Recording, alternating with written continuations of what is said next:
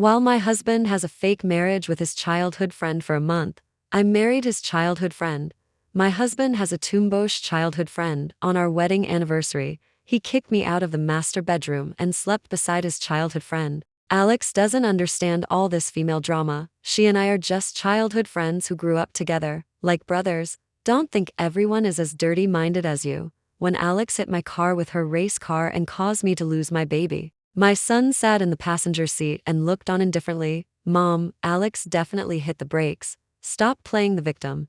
So when David proposed a fake divorce for Alex's sake, I agreed without hesitation. Later, when I brought my new family home and faced David's questions and my son's crying and making a fuss, I just said calmly, Ethan is just my colleague. I only slept in the same bed with him because it was too cold. How could you think I'm so dirty-minded, sobbing over something so small? Can you stop playing the victim? 1 month, as soon as Alex deals with the pressure to marry from her family, I'll divorce her immediately, and then we'll remarry. I promise it's just a fake divorce. You know Alex's personality. She and I are childhood friends who grew up like brothers. If anything were going on between us, it would have happened ages ago. David still wanted to say something to convince me, but I cut him off. Even if it's a fake divorce, let's draw up the divorce agreement to make it look real. Rob goes with you. The baby I'm carrying goes with me. Besides that, I don't want anything.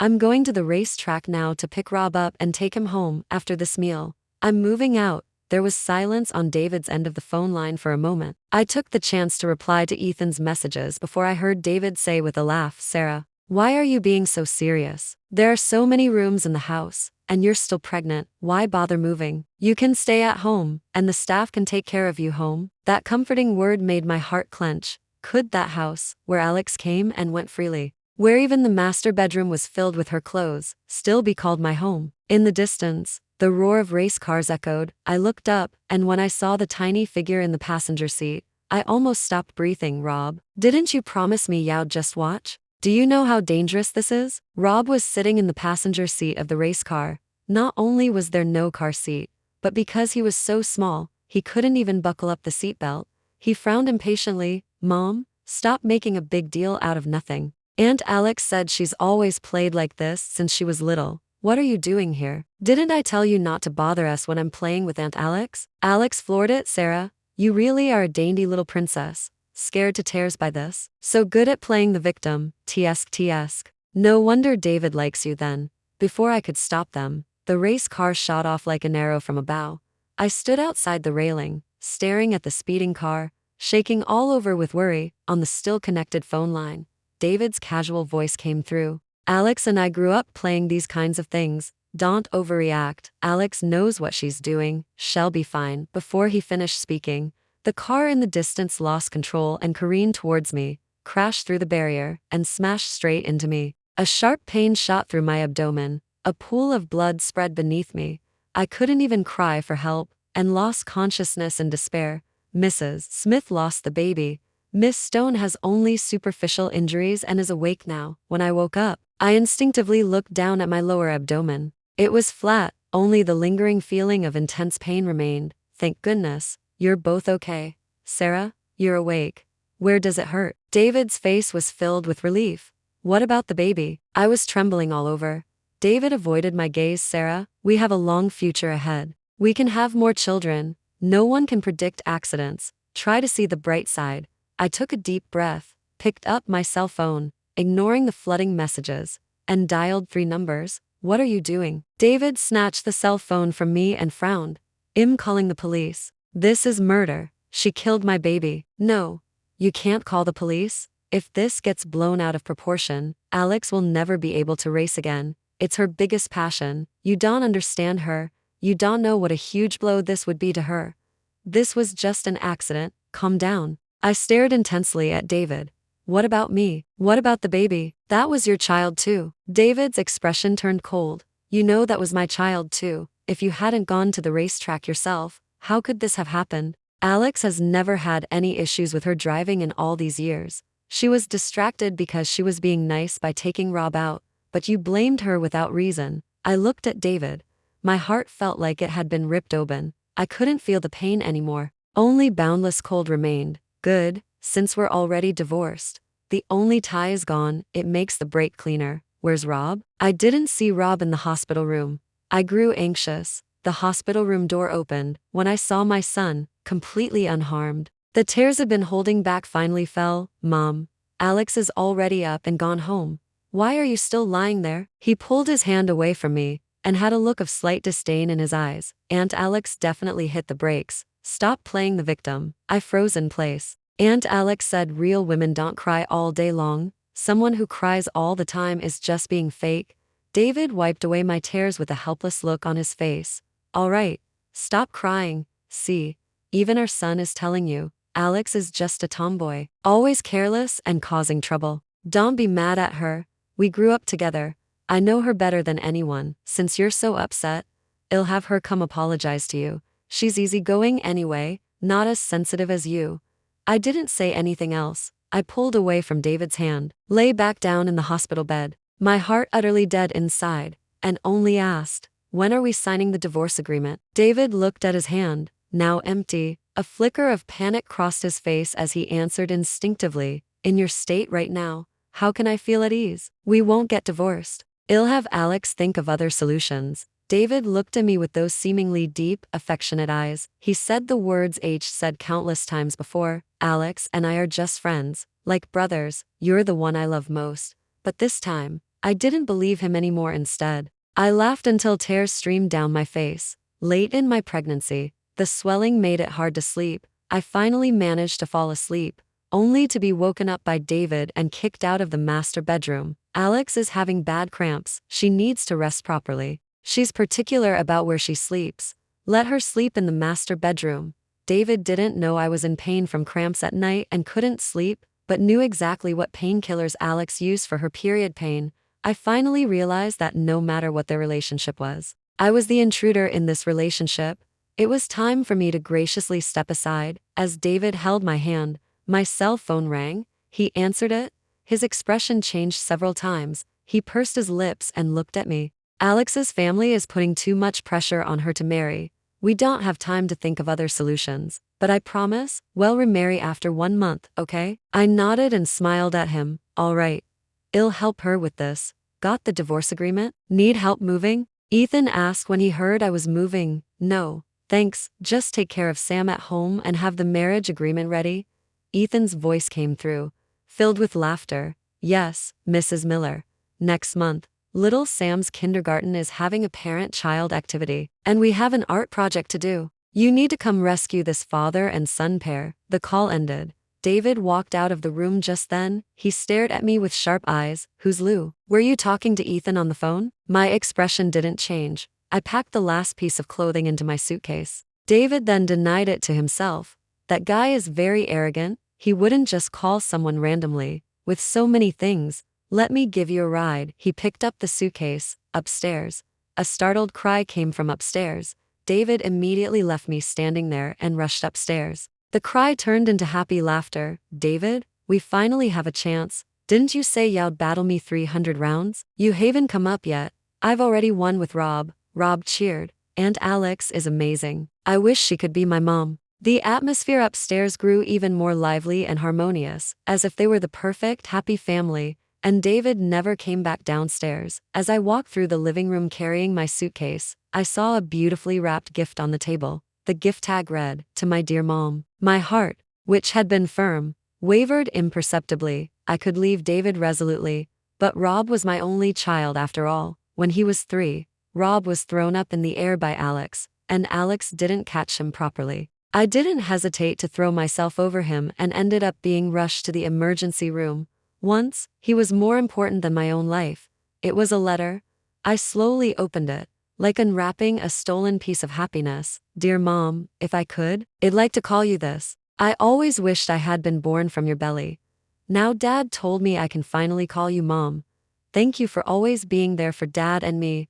Looking at that sincere letter, the boiling blood in my veins gradually cooled until only dead silence remained. You thief. Suddenly, a strong push came from behind. Rob looked at me, as if I were an unforgivable sinner. Why did you touch the letter I wrote for Aunt Alex? That was a surprise I prepared for her. It's all your fault.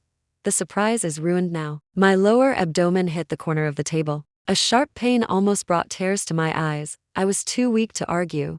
I'm sorry, I thought your mom was me. Rob snatched the thing I hadn't dared to put in the suitcase, which I was holding carefully in my arms, and held it up high. Didn't you used to teach me that everyone has to pay the price for their actions? You ruined my surprise. So you'll ruin the thing most important to you. My breath caught for a moment. No, that's the only keepsake Grandpa left me. In his last days, he couldn't even hold a pen. But he still managed to mold this oddly shaped clay figure, like he used to comfort me when I was little. Don't cry, Sarah.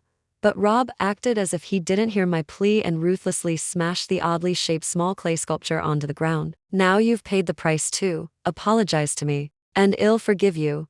The clay fragments scattered everywhere. My heart felt like it stopped beating at that moment too. The pain in my heart was so intense I could barely breathe. Alex comforted Rob and looked at me reproachfully. Even though Rob is just a child, how could you just touch his things? You didn't respect his privacy at all. Hearing this, Rob's crying and fussing grew louder. David, help me up. You were in the wrong first in this matter after all. How about this? You apologize to Rob and then rewrite the letter for him. It's just a small thing.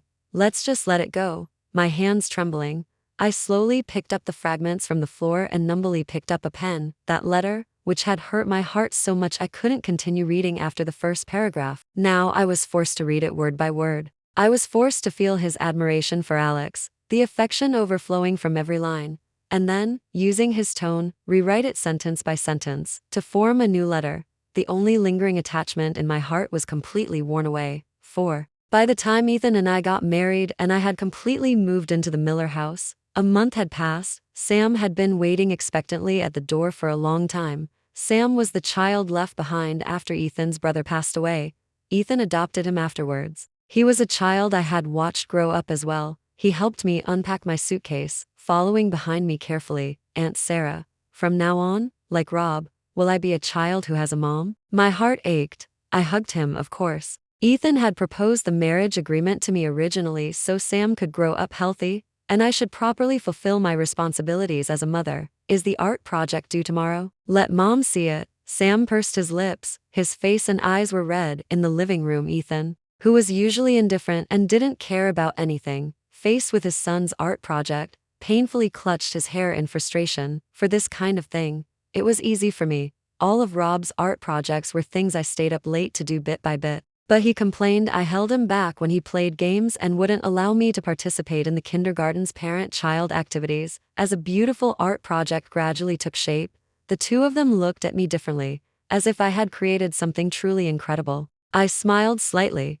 A wave of joy from being appreciated welled up inside me. Tomorrow, Mom will go with you to the parent-child activity, Sam cheered. After tucking Sam into bed, I finally let my expression turn cold, looking at the messages flooding my cell phone. Sarah, the month is up. I'll come pick you up tomorrow, and well, remarry. Tomorrow, there's a parent-child activity at the kindergarten. Rob agreed to go with you. Are you happy? Rob, for the first time ever, sent me a few messages. I sent you the requirements for the art project. Bring the craft with you tomorrow morning.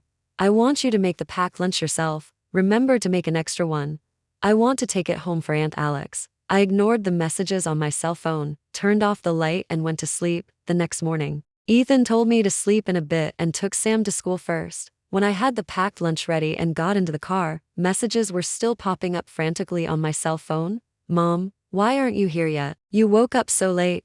How will you have time to prepare my packed lunch? Sam said his mom is gentle and pretty. Hey if Aunt Alex could come, she could definitely outshine her. Sam said the art project his mom made for him is especially beautiful. If you make me lose, I'll never talk to you again. I completely blocked both of them, turned off my cell phone, and got out of the car with the packed lunch and the art project. Entering the kindergarten, I looked around for Ethan and Sam. Two young voices called out from behind me at the same time, Mom. I turned around at the sound, and my bag was taken from my hands. David took my hand and smiled. Sarah, missed you so much. Today I can finally bring you home. Rob looked triumphantly at Sam next to him. My mom is here. Where's your mom? Saying this, he snatched the art project from my hands. Before I could stop him, he opened the packaging. Then he let out 2 huge sneezes. His face was full of disbelief. Don't you know I'm allergic to pollen? How could you dare use flowers as material? David frowned.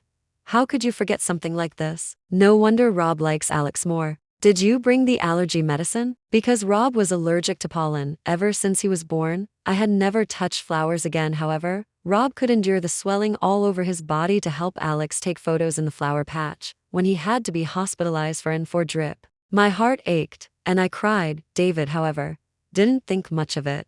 Boys aren't that fragile. Alex is just naturally carefree and clumsy. Do you really expect her to take care of a child? Now, over a small art project, they seized on it like proof and jumped out eagerly to accuse me. I snatched the box back and looked indifferently at the two of them. I remember telling you to always carry your allergy medicine with you.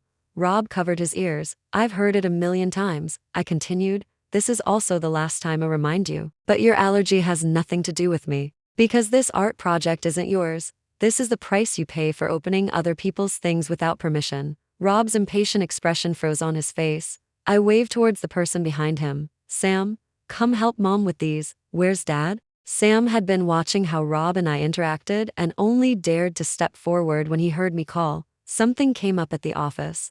Dad went to take a call. He excitedly took the things from my hands, looking at the vibrant flowers in the box with fascination, exclaiming in admiration for the nth time, Mom, you made this so beautifully. Rob roared like a furious little lion. That's my mom. Who said you could call her mom? Sam was so scared he buried his face in my arms. The smile on David's face finally disappeared. He looked at my face. Sarah, are you still sulking with Rob? He patted Rob's head. How are you talking to your mom? Apologize, Rob said stubbornly. Mom knew I was allergic to flowers, but still used flowers as material. It's clearly her fault. He reached out, trying to snatch the thing from Sam's arms, but I'll forgive you this time. I'll hand it to the teacher. Sam didn't let go, but looked at him and said seriously, this is my project, Dad and Mom and I made it together. Rob froze completely, looking at me in disbelief. Sam spotted Ethan in the crowd and waved excitedly. Dad, Mom's here. Ethan took my hand and asked naturally, I made you breakfast before I left. Did you eat? Before I could answer, David looked at me, his voice dark. Sarah, what's going on with you and Ethan? Why are you living together? My gaze swept over the stiff pair. Don't call me that anymore. We're already divorced. Let me introduce you. This is my new husband, Ethan. I don't think I need to introduce you, right? New husband? David said, word by word, through gritted teeth. If you have any complaints about me, you can just tell me directly. Is it necessary to sulk with me like this? Didn't I tell you this was just a fake divorce? We can remarry in just 1 month. There's nothing going on between Alex and me. What do I have to say for you to believe me? I looked at David's angry face and nodded. All right, I can explain it to you too. Ethan is just my colleague. We live together for work convenience. We slept in the same bed because it was too cold at night. And the marriage certificate was just for show. Actually, there's nothing going on between him and me. David was furious. You got married, and you're saying there's nothing going on? Sarah, are you trying to fool a fool? After these words burst out, David's angry expression gradually froze. I looked at him and asked calmly, I've already explained it to you. I only see Ethan as a friend. How could you think I'm so dirty-minded? David's face went from red to white, speechless for a moment. Rob's gaze fell on me, then on Sam's hand, which I was holding. A rare hint of panic appeared on his usually mature face. Mom. He tried to take my hand, and Alex has already moved out. You can come home and stay today. I pulled my hand away from him and reiterated, I've already divorced David. You don't have to call me Mom anymore. That's your home, not mine. Rob's outstretched hand fell empty. His eyes welled up. He glared fiercely at Sam. You stole my mom. This is my mom, not yours. Sam, frightened, buried his face in my arms. Ethan subtly shielded me behind him. This gesture silently drew a line. Rob finally started crying large, heavy tears, shouting through his sobs, You thief. You stole my mom. Rob wasn't a child who cried often, so his tears used to always make my heart ache. Yet now, watching him cry until he gasped for breath, my heart felt not a ripple, and the sight of Sam trembling in my arms hurt my heart more, sobbing over something so small. Can you stop playing the victim? Saying this, I didn't linger with them any longer, and walked into the classroom holding Sam. The teacher looked surprised to see me. So you're little Sam's mom. How come you've never come to our kindergarten's parent-child activities before? I smiled and promised, I won't miss them anymore. Rob's voice, thick with tears, interrupted our conversation. They're lying. Sam doesn't have a mom at all. This is my mom. The teacher looked at Rob in surprise and said hesitantly, but Rob, Miss Stone has always been the one to attend parent-child activities with you. See, Miss Stone's name is the one registered here. I thought Miss Stone was your mom. Ethan squeezed through the crowd and unceremoniously pushed Rob aside, smiling as he took two small red booklets from his pocket. Sarah is my wife, and Sam's mom. These are our marriage certificates. I brought the official documents too. Do you want to see them, teacher? The teacher repeatedly refused, and in the register, under Sam Miller's parents' names, she wrote mine and Ethan's side by side. Only then did Ethan, satisfied, put away the marriage certificates, carefully placing them back in his pocket close to his chest. I couldn't help but laugh. Why are you carrying things like this with you all the time? Ethan put his arm around me, looking like it was the most natural thing in the world. I wish I could stick it on my forehead, so everyone who sees me knows Sarah is my wife. For the rest of the activity, I awkwardly played games with Sam. I really wasn't very good at these things in the end. I only managed to get him a low place. I felt a bit uneasy, afraid a look of dislike would appear on Sam's face. But Sam held the participation award, his little face flushed with excitement. He asked hesitantly in a low voice, "Mom, can you still come to my parent-child activities in the future? I can do the art project myself, and I'll try hard to get first place. I won't make Mom lose face." My heart felt wrapped in a warm tide. I promised softly, "Yes, Mom will always be with you." We were getting into the car to go home with the kindergarten prize. Suddenly a figure rushed out from the shadows nearby, and without a word, smashed into Ethan's face. I cried out in surprise and covered Sam's eyes. David's chest heaved, staring intently at Ethan. "I treated you like a brother. Is this how you treat me? Sarah is my wife. How could you lay a hand on her?" Ethan wiped the blood from the corner of his mouth, and without a word, raised his hand and hit back, taking a moment to look back and tell me, "Be good, get in the car, so you don't get hurt." I closed the car door, listening nervously to their conversation, ready to have the driver get out and help Ethan if things went wrong. But Ethan's punch sent David sprawling on the ground, and he didn't get up for a long time. "You're divorced. She's my wife now. I have the marriage certificates. I can show you." "What do you have? A divorce certificate? If you're divorced, you're divorced. What's this fake divorce? Are you playing house? What do you mean stole?" "That's something I waited 6 years for, an opportunity I seized myself." Ethan scoffed. "Brothers? I thought we just grew up together at best. After all, I'm not like you, liking to call every relationship brothers." David lay sprawled on the ground, looking pathetic, speechless like a beaten dog. On the way home, I kept thinking about what Ethan had said. What did he mean waited 6 years? I met David first. David pursued me, and only then did he take me to meet his friends. And the reason I had a good impression of Ethan was because while everyone around David was speaking up for Alex, only Ethan didn't say anything, went to the hallway to smoke a cigarette, and later, seeing me come out alone, he silently put out his cigarette and drove me home. That day in the private room, the lights flickered. Ethan looked at me as if he wanted to say something but held back, and in the end, didn't say anything. 6 years. I've known David for 6 years too. I watched Ethan's expression. Ethan was silent for a moment, then finally spoke. "I was the one who met you first. I planned for a long time how to approach you without being abrupt, but my brother suddenly had an accident. By the time I handled everything and saw you again, you were already married to David. I'm sorry. I lied to you. The fake marriage was a terrible excuse. I really wanted to marry you." Sam had fallen asleep after a long silence. Looking at Ethan's tense profile, I laughed softly. "Maybe we can try." Ethan stared at me blankly, not understanding. "Try acting like a real couple. Maybe one day, everything will become real." The car was dark inside. After a long while, I heard Ethan sniffle. In the darkness, he took my hand. 8.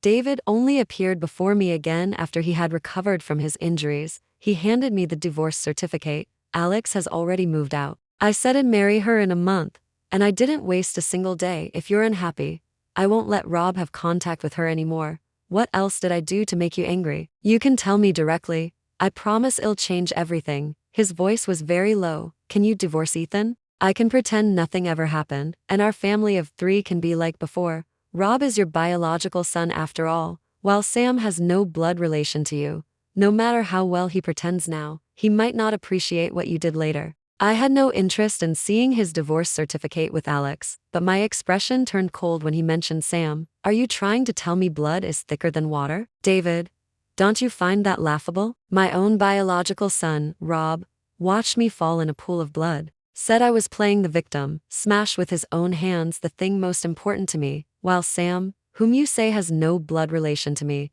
carefully glued all the fragments back together and told me not to be sad anymore. David's face turned paler and paler. I let out a deep breath. Over the years, I've thought a lot, thinking night after night about whether I was an inadequate mother, which was why Rob became distant from me and looked down on me. David denied it. That's not it, I continued. Later, I understood. Perhaps Alex is the ideal image of a mother for him. Your choice to marry Alex was the right one. You grew up together, know each other much better than I do. And it was me who deluded myself into thinking I could intrude on your relationship. And now, you can continue to be as close as brothers with Alex. And Rob can naturally call her mom. This outcome is a happy one for everyone, isn't it? David argued weakly. No, that's not it. You're the one I love most. There's truly nothing going on between Alex and me. I can have her come apologize to you. That was all a joke.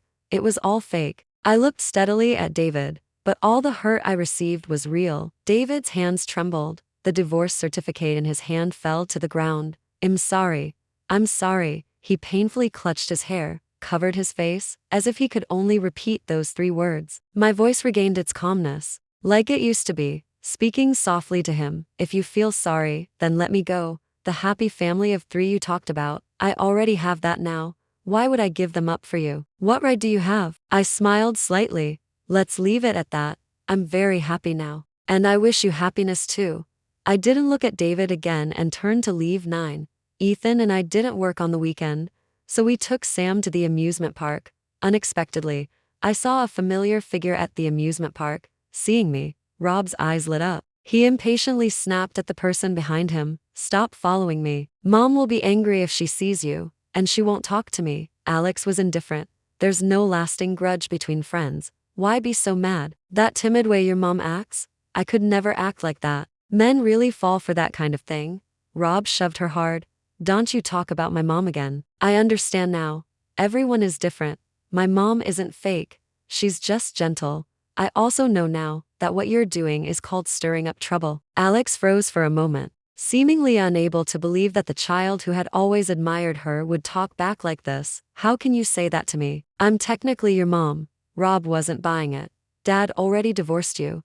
Now you have nothing to do with him, and you're not my mom. At the mention of this, Alex frowned. Where has your dad been lately? Why won't he answer his phone or come home? Rob's eyes were full of resentment.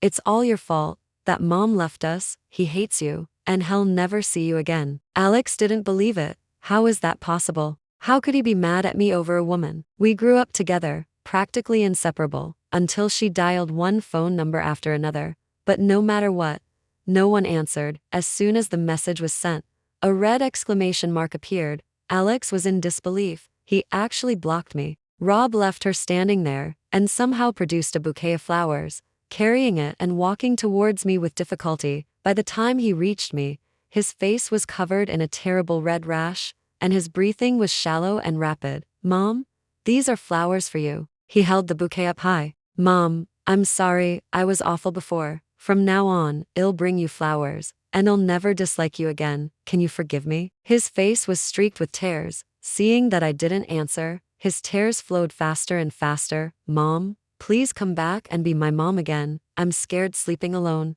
And no one makes packed lunches for me anymore. I didn't answer, just looked at Alex's resentful gaze in the distance, and reminded him calmly, you can have Alex be your mom. You liked her best, didn't you? Rob denied it, crying loudly. No, I don't want her. You are my mom. His breathing grew more and more shallow. I finally stepped forward and took the flowers from his hands. Rob's eyes suddenly brightened. The next second, I threw the bouquet into the trash can. I'm not your mom anymore, never will be. Since you know people have to pay the price for what they do, you should understand that I will never come back to you. His gaze dimmed little by little, until it turned to utter despair. I called over an amusement park staff member. This is his father's contact information. He's having an allergic reaction. Take him straight to the hospital. He disappeared from my sight, just as the traces he left in my life were slowly fading away. I withdrew my gaze and picked up Sam. Let's go. Let's go on the next ride. The Miller family's business gradually shifted overseas. So Ethan and I decided to move overseas with Sam. I received news about them again, a long time later. I heard Alex was street racing on a mountain road with someone, lost control and drove off a cliff. Although she was rescued, she's almost in a vegetative state. Alex's family disowned her. And even David, who was closest to her, didn't want to take care of her. I heard David wouldn't even go see her. In the end, it was her shady friends who couldn't stand by and paid to keep her alive. One of Ethan's friends had some connection to David, and couldn't help but mention it while on a business trip. But David is also in trouble himself. I don't know what shock he received, but all he does is drink all day long, drinks himself into a stupor.